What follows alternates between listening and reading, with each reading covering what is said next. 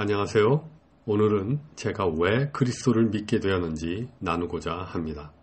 저는 택시를 탈 때마다 택시 기사분들께 제가 어떻게 그리스도를 믿게 되었는지 전하게 됩니다.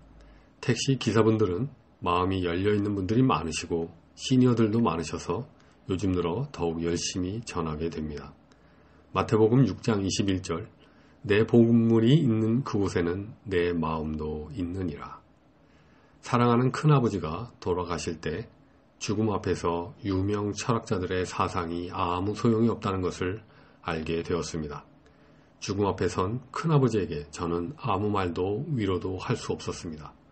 또한 여러 일로 한계 상황에 부딪힌 저는 제 안에 답이 없다는 것을 알고 답답한 마음에 불경과 성경을 동시에 읽게 되었습니다.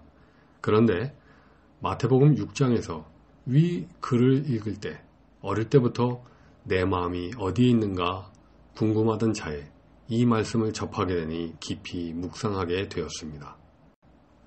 과연 나의 마음은 어디에 있는 것일까요? 그것은 앞구절에 내 보물이 있는 곳이었습니다. 과연 나의 보물은 무엇인가? 일주일 정도 고민하여 보았습니다. 내 보물이 부모님일까? 내가 가장 두려워하는 것은 무엇일까? 고민에 고민을 한 끝에 답을 얻을 수 있었습니다. 바로 돈이었습니다. 자본주의 사회에서 과연 돈 없이 살 수 있는가? 부모님이 돌아가셔도 돈만 있다면 별 문제가 되지 않지 않는가? 제 마음이 돈에 있다는 것을 안 순간 저는 스스로에게 부끄러워졌습니다. 그렇게 멋지게 떠들던 사상과 저의 순정은 거짓이었기 때문입니다. 부끄러운 마음으로 마태복음 다음 구절을 읽어보았습니다.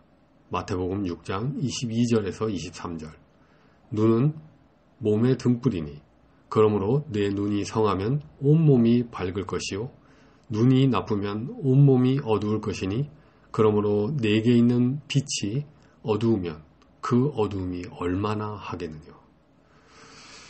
왜 마음을 이야기하다가 갑자기 눈을 이야기하시나 한참을 고민하게 되었습니다.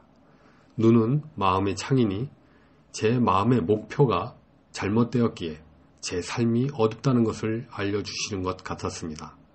참 아프게 말씀이 다가왔습니다.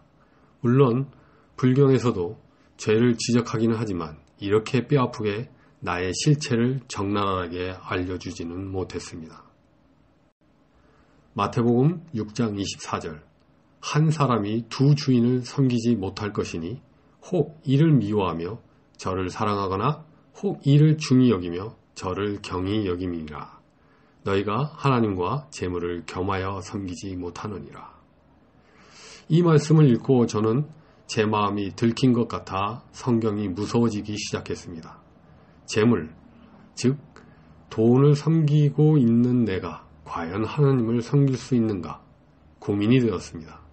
이 말씀을 주신 그리스도처럼 도저히 저는 재물 대신에 하나님을 섬길 수 없기에 이러지도 저러지도 못했습니다. 그렇다고 돈을 계속 섬기자니 부끄럽고 하나님을 섬기자니 자신이 없었습니다. 두려운 마음에 성경을 읽지 못하는 가운데 문득 죄란 무엇인가 궁금해졌습니다. 어느 종교든 모든 문제의 근원이 되는 죄를 다루고 있는데 그 죄에 대해서 알고 싶어져서 제가 알고 있는 대학 교수님께서 인도하시는 성경 공부 모임에 찾아가 과연 죄가 무엇인지 물어보았습니다. 아담의 원죄와 같은 이야기를 하지 마시고 과연 죄가 무엇인지 쉽게 설명해 달라고 문의를 드렸습니다. 그러자 교수님께서 마가복음 7장 말씀을 함께 보자고 하셨는데 그 말씀이 얼마나 저의 마음을 찌르던지요. 마가복음 7장 20절에서 23절 또 가라사대 사람에게서 나오는 그것이 사람을 더럽게 하느니라. 속에서 곧 사람의 마음에서 나오는 것은 악한 생각 곧 음란과 도적질과 살인과 간음과 탐욕과 악독과 속임과 음탕과 흘기는 눈과 회방과 교만과 광패니 이 모든 악한 것이 다 속에서 나와서 사람을 더럽게 하느니라. 결국 나의 마음이 문제임을 알게 되었습니다. 나를 더럽게 하는 것, 나를 죄짓게 하는 것은 다른 것이 아니라 바로 나 자신임을 알게 된 것이죠.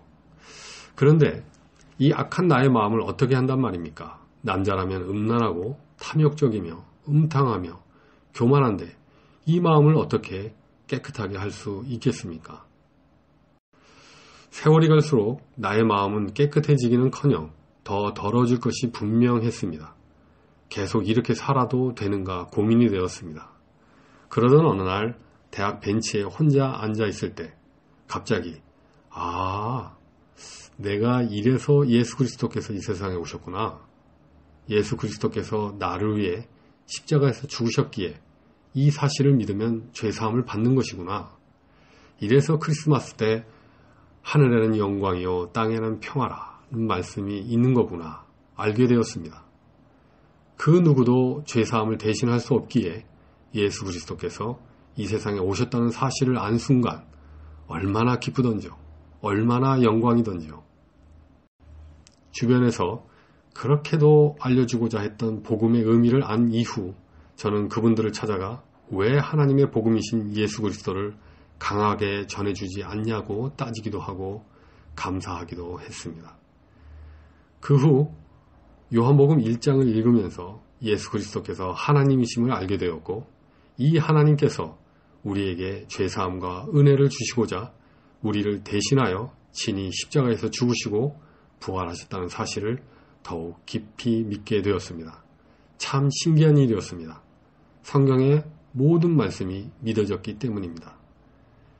우리를 대신하여 십자가에서 피 흘려 죽으시고 부활하신 주 예수 그리스도의 은혜와 우리를 위해 하나님의 독자이신 예수 그리스도를 아끼지 아니하시고 내어주신 하나님 아버지의 사랑과 이들 깨닫게 하고 믿게 하시는 성령 하나님의 교통하심에 두 손을 들어 찬양을 드립니다.